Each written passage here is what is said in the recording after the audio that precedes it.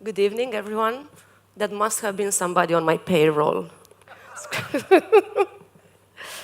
I wanted to thank Crypto Oasis for having me today on such a special day, and happy anniversary. It's today's Art Talks anniversary.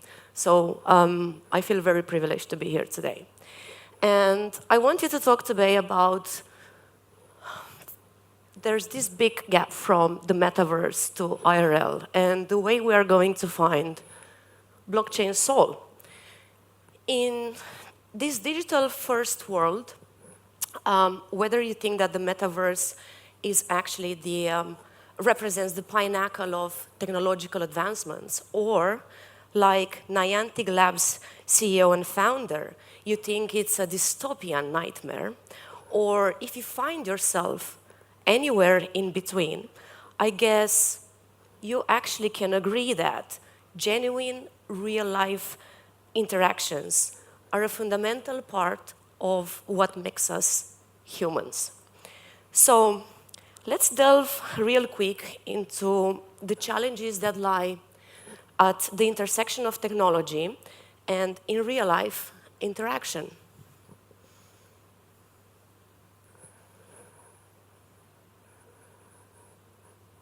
The connection paradox. So what is actually the connection paradox? We are living in a world where we have unprecedented connectivity, right? From any corner in the world, you are actually able to text your friends, talk to your parents, order food online, do shopping, anything else that you can possibly think of, share experiences, share emotions. You can achieve all that in today's world. So you all know that already.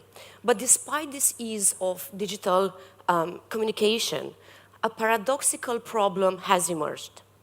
More and more people now feel even more isolated and disconnected than they actually ever felt before.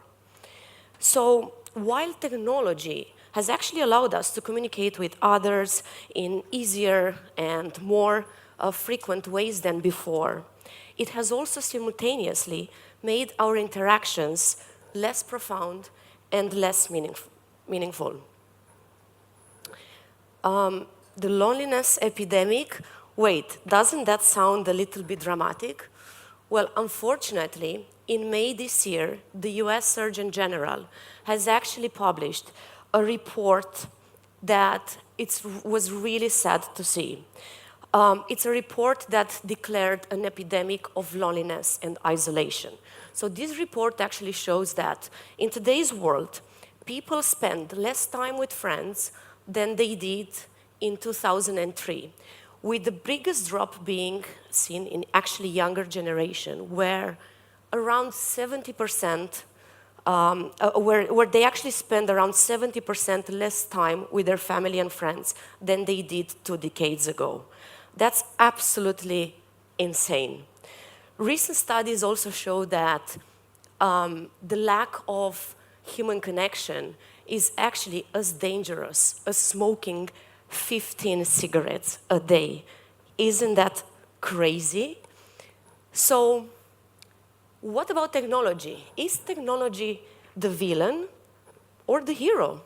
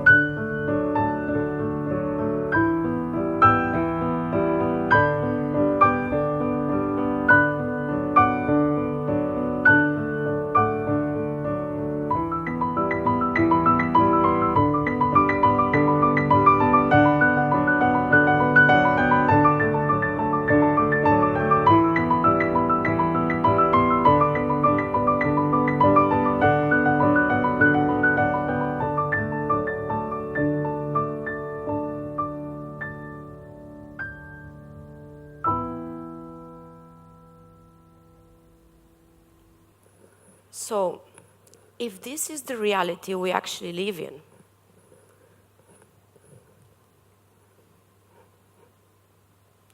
what is it that we could do? Hang on. What is it that we could actually do to build a better reality? Some people would argue that, the answer to the pitfalls of technology is actually to completely remove that and go back to living a very simple life. I actually believe that technology is really not the problem. It is actually the way we use it that matters.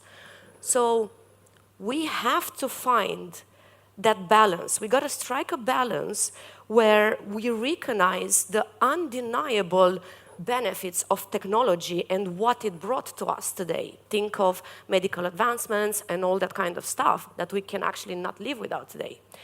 But we also have to ensure that technology will serve humanity's needs rather than dictate them. The question is how? How do we strike that balance?